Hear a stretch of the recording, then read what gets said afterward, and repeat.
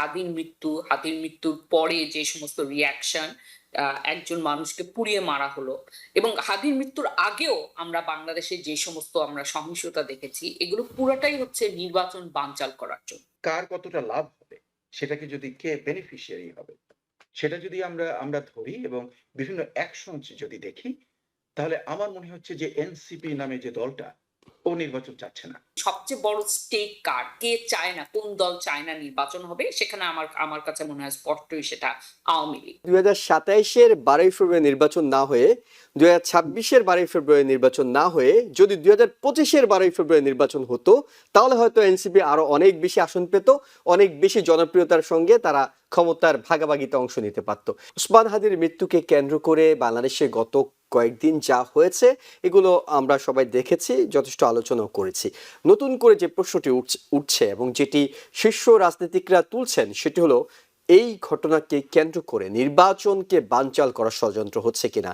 এর আগে ছোট, তুলনামূলক ছোট রাজনৈতিক দলের নেতারা, এবি পার্টি, এনসিপি, সেসব নেতারা বলছিলেন।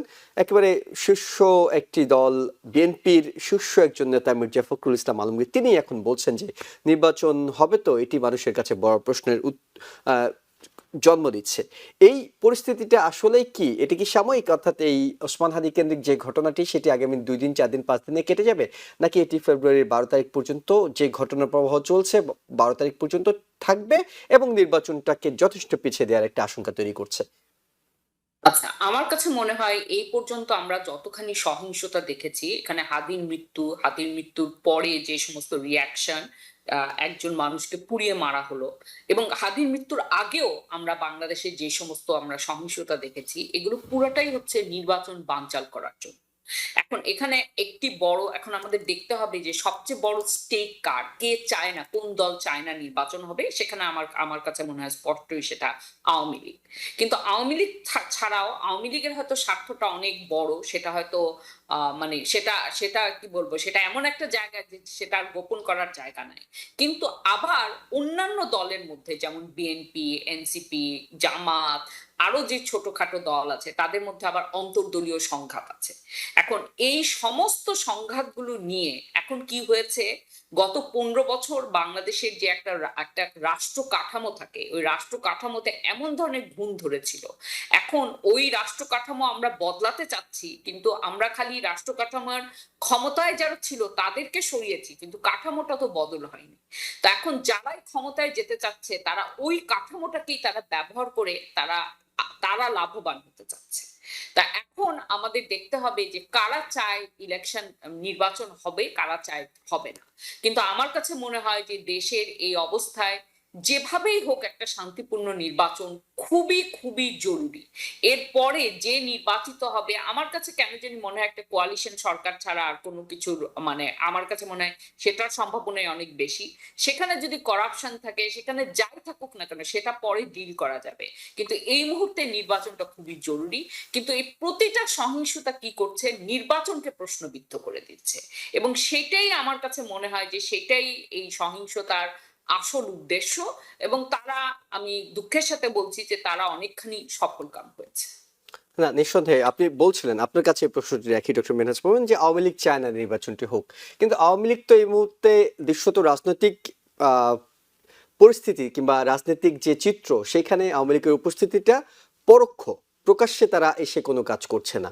এখন প্রত্যক্ষ যে ভূমিকা রাখার সুযোগ আছে বিএনপি, জামায়াত, এনসিপি, এই ধরনের রাজনৈতিক দলগুলোর মধ্যে, তারা যদি চায় নির্বাচন হবে, সেক্ষেত্রে আওয়ামী লীগ এই ধরনের দুই একটি ঘটনার জন্ম দিয়ে কি নির্বাচন ঠেকাতে পারবে?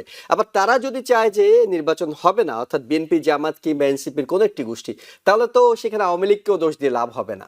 হ্যাঁ, হ্যাঁ, কিন্তু আওয়ামী লীগ তো এটা একা করছে না। হ্যাঁ, আওয়ামী লীগ তো একটা, আমি বলবো যে সবচেয়ে বড় যে যাদের স্টেক সেটা হচ্ছে আওয়ামী লীগ। কিন্তু এখানে অন্যান্য দলগুলো তাদের যে অন্তর্দ্বন্দ্ব আছে সেটাও তো একটা অনেক বড় ভূমিকা রাখছে।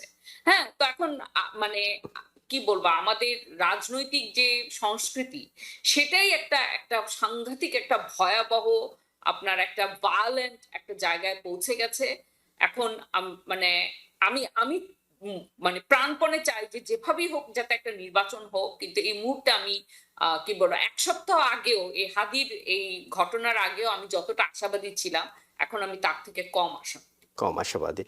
প্রফেসর ডক্টর মোস্তফা সরোয়ার, আপনার কাছে একেবারে স্পেসিফিক জানতে চাই, সেটা হলো মুখ মুখে দৃশ্যত আমরা দেখছি বিএনপি, জামাত, এনসিপি বলছে দ্রুত নির্বাচন হওয়া উচিত, আমরা নির্বাচন চাই, নির্বাচনের জন্য প্রস্তুতি চলছে।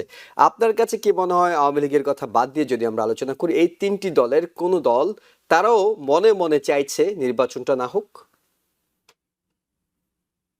আমার যেন মনে হয় যে, যে সমস্ত আমরা আ দেখছি এবং ওই যে কার কতটা লাভ হবে, সেটাকে যদি কে বেনিফিশিয়ারি হবে, সেটা যদি আমরা আমরা ধরি এবং বিভিন্ন অ্যাকশনস যদি দেখি, তাহলে আমার মনে হচ্ছে যে এনসিপি নামে যে দলটা, ও নির্বাচন চাচ্ছে না।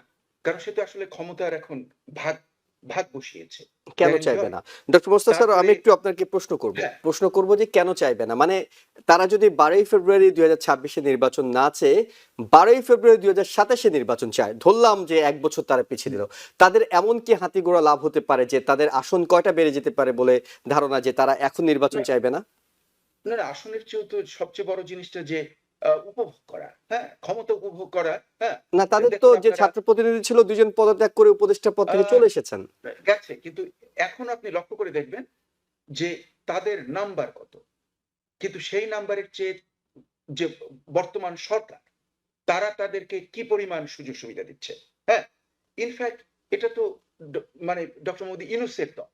কাজেই ওরা তো এটাকে নিজের দল ভাবে এবং সেজন্য সুযোগ সুবিধা বিভিন্ন জায়গাতে অ্যাপয়েন্টমেন্ট গুলো ওরা দিয়েছে। হ্যাঁ? আপনি লক্ষ্য করে দেখুন দিয়েছিল বিশ্ববিদ্যালয়গুলো ডক্টর মোস্তফা সরোয়ার, না দিয়েছিল, আপনি এখন আপনি কিন্তু লক্ষ্য ওদের করুন। কথা আর হচ্ছে না।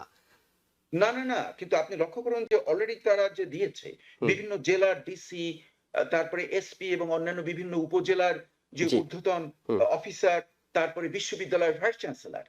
হ্যাঁ, এগুলো তো ওদের এবং জামাতের নমিনেশন হুম, হুম, হুম, মেক্সিমাম। তারপরে হলো বিএনপি। রাইট। কাজেই ওরা যতদিন এটাকে দীর্ঘায়িত করতে পারে, হ্যাঁ? ততই তাদের লাভ। এটাই আমার যেন মনে হচ্ছে যে এটা ওদের লাভ। যতই এটাকে দীর্ঘায়িত করতে পারে, যেকোনো এক্সকিউজ এ এবং যদি আমার কাছে নির্বাচনটা আমার যেটা তাদের মনে হয় সেটা একটু ফেব্রুয়ারিতেই আপনাকে শেয়ার করি।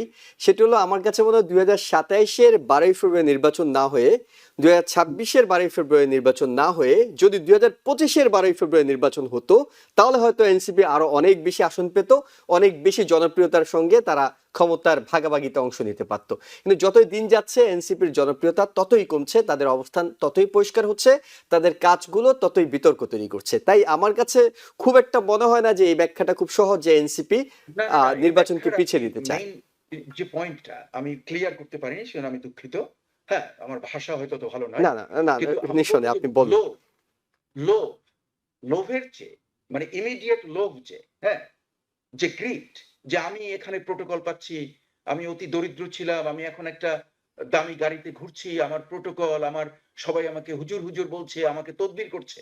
এই যে একটা বিরাট যে ক্ষমতা এবং সম্পদের যে লোভ, হ্যাঁ? সেটা সামলানো কিন্তু খুব কঠিন। বাংলাদেশে আপনি লক্ষ্য করে দেখুন, ওটা কিন্তু আমাদের একদম ওটা মানুষেরই একটা মানে অন্যতম একটা চাহিদা হুম, এবং এ hmm. Part of our humanity. কিন্তু ওটা বেশি করে পেয়ে বসে যেখানে পাইটা খুব ছোট। বাংলাদেশের পাই এত ছোট আর এত ইন্টারেস্টেড পার্টি ওই পাইটা খাওয়ার জন্য। এজন্য ওখানে লোভটাকে সম্বরণ করা একটা কঠিন ব্যাপার।